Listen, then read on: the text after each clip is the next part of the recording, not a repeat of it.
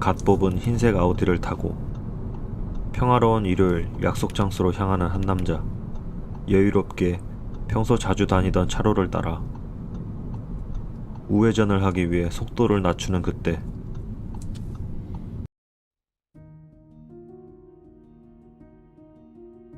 이런 일은 도대체 왜 일어나는 걸까? 그리고 이 남자는 도대체 어떻게 살 수 있었던 걸까? 이런 일이 일어날 확률은?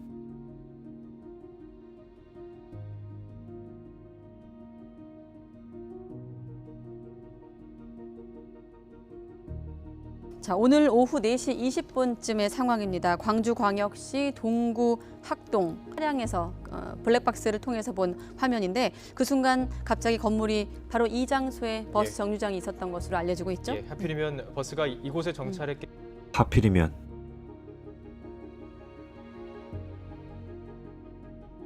또는 천만다행으로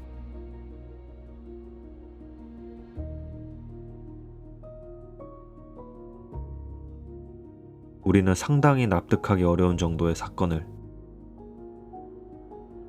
생각보다 자주 볼 수 있다.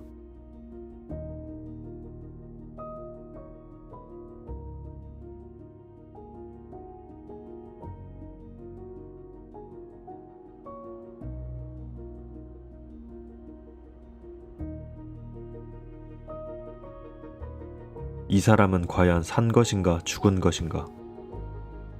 생과 사, 무엇이 우리를 둘로 나누는 걸까? 우리에게 일어날 수 있는 수많은 경우의 수에 대한 과학적 고찰을 이야기하려고 한다. 과학과 철학이 만나는 지점에는 세상의 진리가 있다.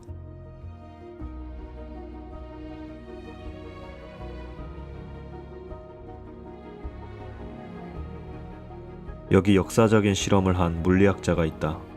유명한 슈레딩거의 고양이 실험이다. 밖에서는 전혀 안의 상황을 알 수 없는 상자에 고양이를 한 마리 넣는다. 그리고 방사성 물질 라듐을 설치하고, 라듐의 핵이 붕괴되면 검출기가 이를 감지해 상자 속 독가스를 터뜨려 고양이가 죽게 된다. 그리고 1시간 안에 이 라듐의 핵이 붕괴될 가능성은 딱 50%다. 즉, 고양이가 1시간 후 죽을 확률도 딱 50%라고 할 수 있다. 그렇다면 1시간 후 우리는 상자 속 고양이를 어떻게 표현할 수 있을까? 시대의 천재 아인슈타인도 굴복시킨 지금의 양자 물리학을 만든 코펜하겐 학파의 주장에 따르면, 상자 속 고양이는 죽은 상태와 산 상태가 동시에 공존하는 우리가 상식적으로 이해할 수 없는 중첩 상태에 있다. 우리가 상자를 열어서 고양이의 상태를 눈으로 확인하기 전까진 고양이는 확률 속에서 존재하는 것이다.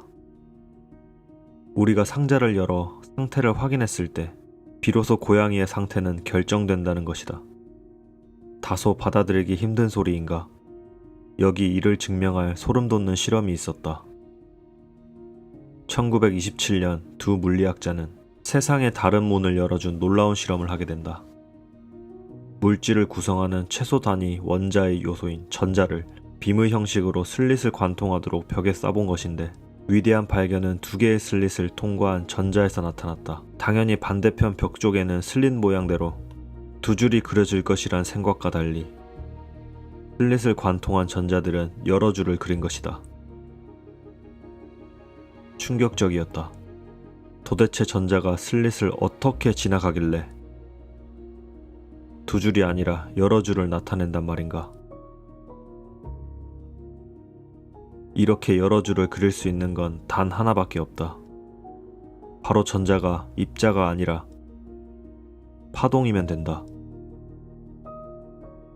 파동과 같은 물을 이렇게 이중 슬릿으로 흘려보내면 여러 줄의 무늬가 나타난다. 이것이 의미하는 것은 전자가 두 개의 슬릿을 동시에 지나가면서 파동처럼 움직여야만 이런 모습이 나타난다는 것이다. 지금까지 전자는 알갱이 같은 입자인 줄로만 알았던 과학자들은 큰 충격에 빠졌고, 정확히 전자가 슬릿을 어떤 형태로 지나는지 관찰하기로 한다. 그러자 놀랍게도 전자는 다시 입자가 되어 벽면에 두 줄만이 되어 나타났다. 마치 자신들이 관측당하고 있다는 걸 아는 것처럼 말이다. 이런 미스테리한 현상에 대해서 물리학자들 간에 끊임없는 논쟁이 있었고, 슈레딩거의 파동 방정식을 기반으로 덴마크 코펜하겐 대학에서 드디어 이론을 정리하게 된다. 전자는 원래 관측하기 전까지는 파동인데 우리의 관측 행위가 파동을 붕괴시키면서 하나의 입자가 된다. 이는 훗날 양자역학의 표준이 되는 그 유명한 코펜하겐 해석이다. 그런데 인간의 관측하는 행위가 과학에서 어떤 의미가 있길래 전자의 파동이 붕괴하고 하나의 입자가 된다는 말인가? 관측이 파동 함수를 붕괴한다는 것에 동의할 수 없었던 미국의 물리학자 휴 에버렛은 관측이라는 행위가 파동에 개입돼서는 안 된다고 말한다. 파동 함수에서 파동이 붕괴한다는 공식은 그 어디에도 없었기 때문이다. 즉, 파동은 절대 붕괴되지 않는다. 파동은 그대로 있다. 우리는 단지 그 중 하나를 보는 것일 뿐이다. 파동이 붕괴되었다고 느끼는 것은 우리의 관점에서 바라봤기 때문에 일어난 착각이다. 그러니까 저 여러 전자의 흔적은 동시에 존재하는 수많은 세상의 흔적이라고 그는 말한다. 우리 우주는 전자가 갈라지듯 계속해서 갈라지며 무한한 우주를 만들고 있다는 것이다. 전자는 여러 곳에 확률적으로 동시에 존재하는데 우리가 관측했을 때 하나의 전자만 보인다면 그건 그 전자를 담고 있는 파동의 우주에 우리가 들어온 것이라고 해석할 수 있다. 그 순간 파동 속 확률은 없어지고 하나의 특정 세상만 보이는 것이다. 어딘가에는 다른 전자를 관측한 과학자들이 있는 다른 우주가 존재하는 것이다. 이렇게 나온 소름 돋는 이론이 오늘 말하려는 다세계 해석이다. 온 세상의 모든 물질은 원자로 구성되어 있다. 그리고 이러한 미시세계는 양자역학에서 증명된 것처럼 파동과 같은 확률적인 모호한 상태로 존재한다. 우리 인간 역시 이러한 미시입자의 집합체이고 우리의 생각과 의사결정을 만드는 뇌의 화학작용 또한 뇌련의 시냅스 간의 신경전달 물질의 이동이다. 그리고 이 복잡한 프랙탈 구조에서 양자현상은 목격된다. 다시 슈레딩거 고양이 실험으로 돌아와서 이 고양이 역시 양자역학에서 자유로울 수 없다. 그 모든 경우의 수와 확률이 우리 눈에 드러나지만 않을 뿐이다. 상자 속 고양이가 죽은 우주와 살아있는 우주가 이미 동시에 존재하는 것처럼, 다만 우리가 그것을 눈으로 관찰하는 순간 이미 정해져 있던 것처럼 한 경우의 고양이 모습과 마주하게 되는 것이다. 지금까지의 양자역학의 내용이 받아들이기 어려운가? 많은 사람들이 그랬다. 모든 것을 우리 인간의 관점에서만 바라보았기 때문에.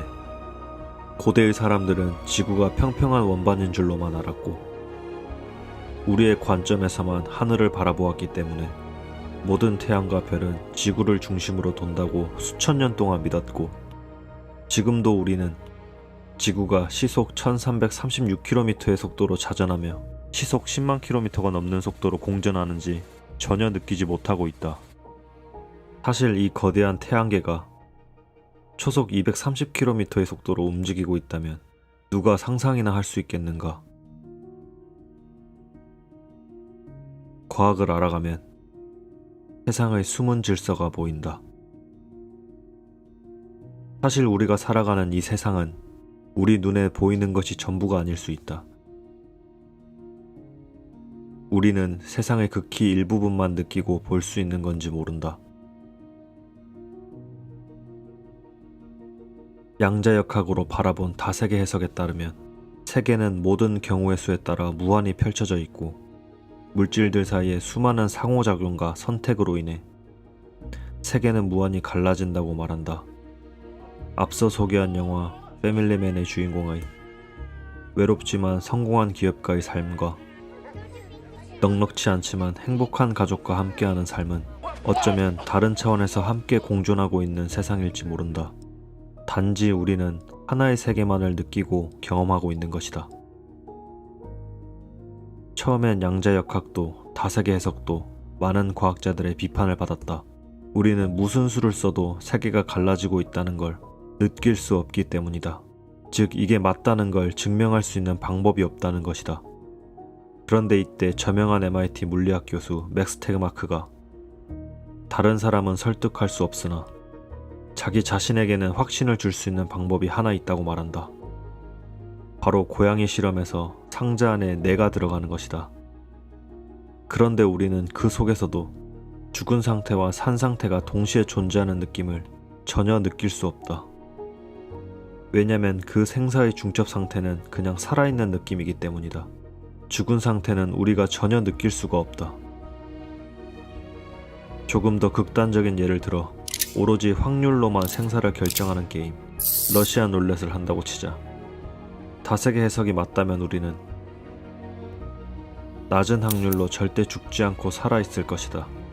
수백 번을 반복해도 마찬가지다.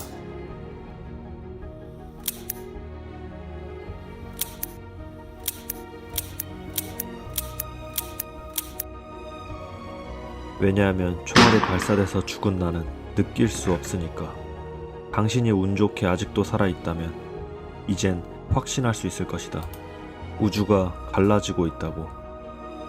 사실 우리는 지금도 조금씩 이 다세계 해석을 증명하고 있다.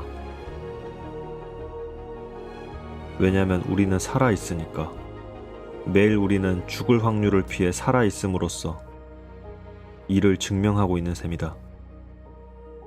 그리고 우리는 지금 이 순간까지 같은 파동을 함께 타고 눈부신 동시대의 세상을 공유하고 있는 하나의 동반자들이다. 결국 과학은 철학적 질문까지 닫게 된다. 우리가 지금 이 시대의 지구에 인간으로 태어나서 이렇게 아름다운 시간을 함께 나눌 수 있는 확률은 얼마나 될까? 지금 내가 살아있음으로써 느낄 수 있는 이 세상은 그 자체만으로도 얼마나 큰 축복인가? 내일 다시 눈앞에 펼쳐지는 내가 존재하는 이 세상은 이 무한한 우주의 단 하나뿐인 가장 의미 있는 세상이다.